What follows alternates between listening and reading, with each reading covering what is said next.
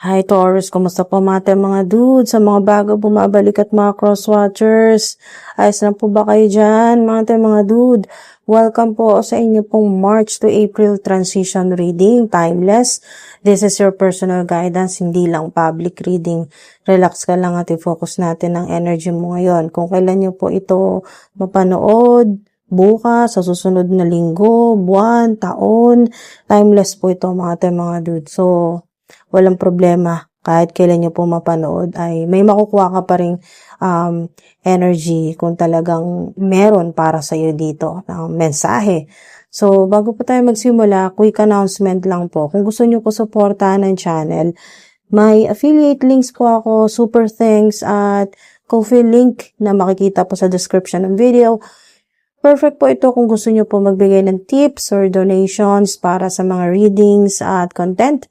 Para sa private readings, strictly email only po. Lahat ng details kung paano mag-request nasa description din po. Taurus, nakikita ko dito, may opportunity na magpapalakas ng finances mo. This is the energy of funding, support, at resources. Lalo na may windfall of abundance po kayo dito. Mga dude. So, positive energy yan. Good luck yan. So, windfall of abundance ay paparating, no? May paparating na sudden boost. Kahit sa small amount of surprise gift, energy ng abundance ay totoo. Okay? Malinaw. Abundance is real. May incoming resources o parang backup, okay? Sa proyekto mo. Okay, so gamitin mo naman yung energy mo wisely, invest sa well-being mo, sa kalusugan nyo po yan. Mga dude sa health. Yan po, oh wow, meron kayong Ace of Pentacles. Napakaswerte talaga. Windfall of abundance. Sinusuportahan niya ang windfall of abundance. Positive energy, money energy, abundance energy. May star pa kayo. Wow. Ito yung talagang wish fulfillment yan eh. Yan yung dreams of abundance. Hindi na lang yan basta dreams kasi talagang magkakatotoo yan. Reality. Mangyayari na yan sa physical reality. So, may unexpected income opportunity, energy boost. Yan po, improve po yung inyong vitality, yung kalusugan. Happy news, positive vibes sa relationships, kung anong mga relationship meron kayo sa ngayon, romantic relationship, platonic relationship, friendship, yan po. Sa inyo pong family members, positive vibes, happy news yan. Angel numbers, lucky numbers, 888, 222, 222. Mga dude, pwedeng magamit po sa raffle draws, games, mga chance-based o luck-based activities kung nagbabaka sakali po sa inyo ang ilan. So, yung inyo pong dreams of abundance, visualize nyo po kung ano talagang gusto nyo. Visualize what you want. Set clear intentions para sa financial, sa kalusugan po ninyo, love goals po ninyo, kung ano man po yan, envision successful ventures. Yan po, i-visualize nyo po yung mga signs katulad po ng coins, Chinese coins, copper coins, ganun po, gold coins, butterflies, feathers. Wow, star din po, star. Baka meron po kayo makitang star design, tattoo design, kahit saan po, in any shape or form, basta may star. Okay, feathers, coins, butterfly, significant. Sa employment change nyo naman po, meron talagang work shift. May pagbabago dito. May opportunity na magbago ang work or career path ng ilan po sa inyo. Pwedeng new job ito, promotion, o kaya po online platform opportunity or opportunities. Pwedeng collaborations din po sa ilan. Partnership. Meron kayong new source of income, parating na yan. So, huwag mawala ng pag-asa.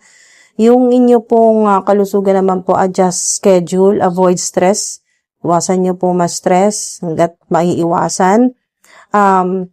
Merong pagbabago sa social circle ng ilan po sa inyo. Pwedeng co-worker relationships or co-worker, colleagues, katrabaho po ninyo na meron talagang bagong naiuusbong na parang romantic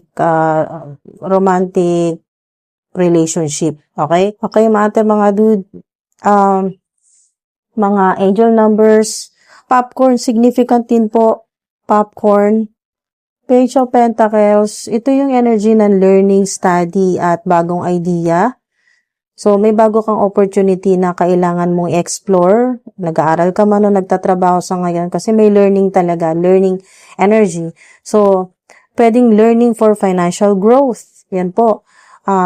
Pwedeng sa ilan po, sa kalusugan po ninyo, bagong health regimen o kaya po wellness routine. Yan po, may matutunan po kayong bago. New health regimen. Sa ilan naman po, mas magiging magandang communication po ninyo pagdating naman po sa mga naghahanap po ng love connection, new love connections sa ilan. So, may better communication, parang nagbukas yung, merong nagbukas na pinto para sa inyo sa mga naghahanap po ng new connections, new love connections. Lucky numbers 4, 6, at 10. Napaka-strong, napaka-significant. Pampalakas ng chance-based activities. Yan po, 4, 6, 10. Number 8 din po. Number 1 din po sa ilan, significant. At dahil may King of Wands po kayo, ito yung confidence at leadership energy. Matagal na meron ka na nito eh. So, time to step up sa opportunities mo. Okay? Time to step up sa mga opportunities na talagang ipapakita sa'yo ng Divine Universe. Sa money naman po, sa pera po ninyo, take control ng finances o business project po ninyo. Talagang ikaw ang may control yan, mga dude. Kaya nga, time to step up. Ito na yun, opportunity talagang ipapakita yan sa'yo.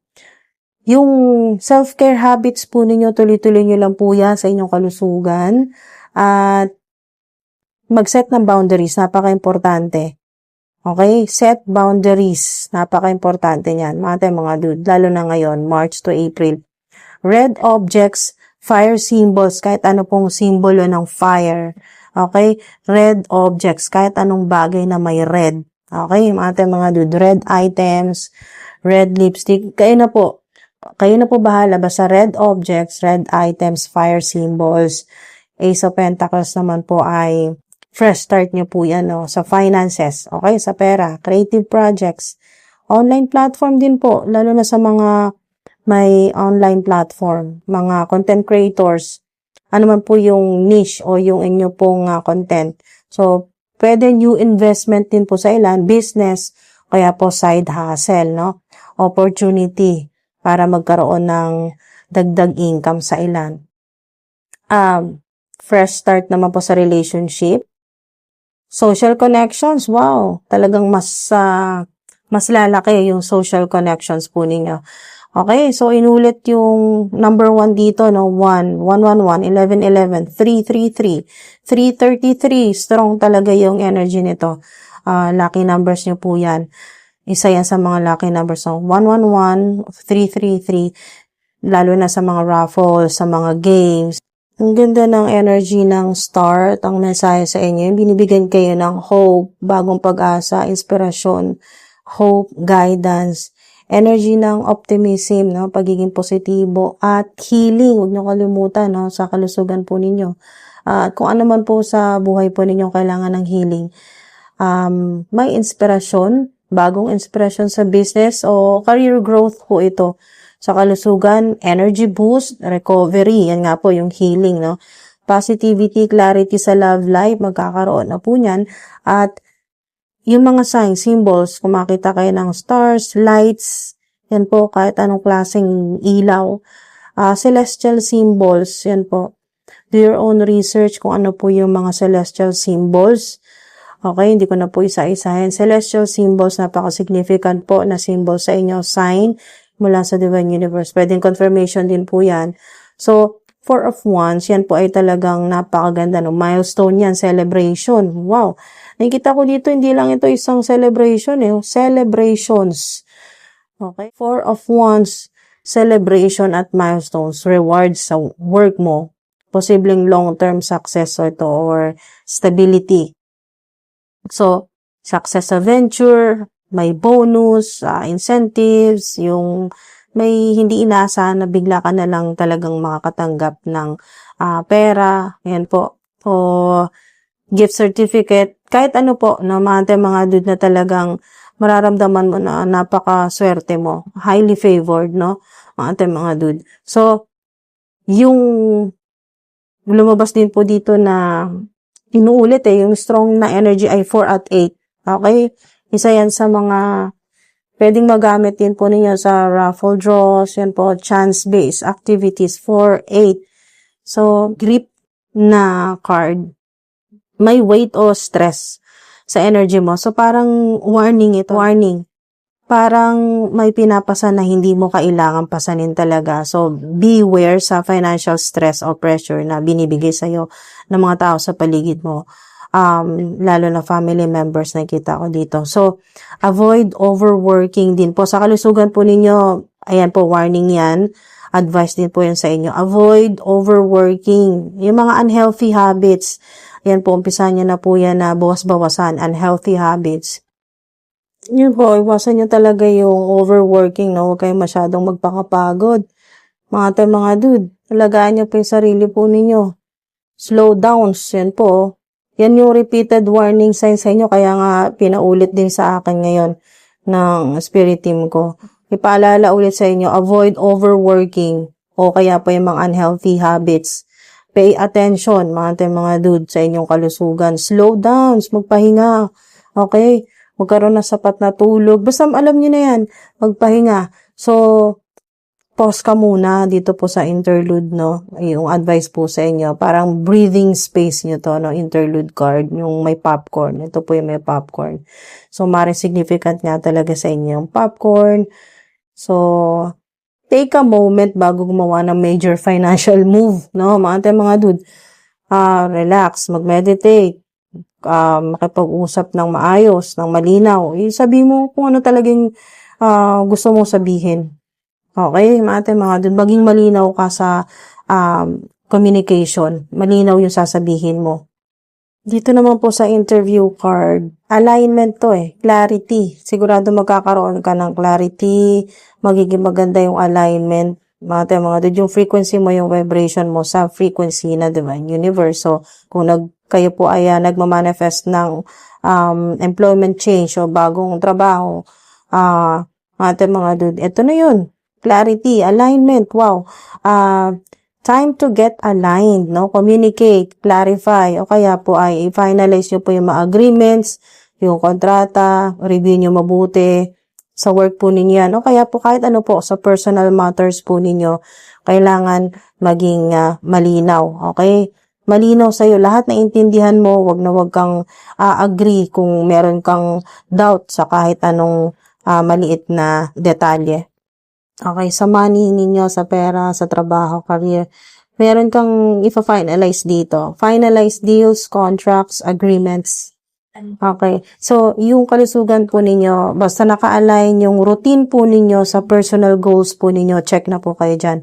Okay, check. Maintain na yan, maganda yung kalusugan po ninyo. May recovery sa mga kailangan po ng healing recovery.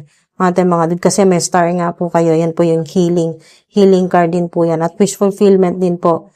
So, kung ano yung pinapanalangan po ninyo ay talagang mangyayari. Okay, mga dude, ibibigay yan sa inyo. Basta communicate yung intentions po ninyo, sabihin po ninyo, i-clarify po ninyo yung feelings niyo, yung kung ano yung nararamdaman po ninyo, linawin po ninyo, okay, sa mga kausap po ninyo. Para mas maintindihan ka. Maintindihan yung gusto mo sabihin, yung intention mo. So, watch for synchronicities, no? Pansinin ninyo yung mga synchronicities initials. Yung initials na nakita ko dito, B, V, R. Okay? B, V, at R. Bravo, Victory, Romeo. B, V, R. Lucky numbers, angel numbers 2, 4, 6, at 8, at number 10. Pampalakas sa mga nagbabakasakali po sa mga raffles, draws, games, luck-based activities. Butterfly, coins, white car, blue car din po, candles, star. Maraming salamat po mga dude. Ingat po kayo palagi. Hanggang sa susunod po, sana na-enjoy nyo po ang inyong pong reading. Ingat po. Thank you po.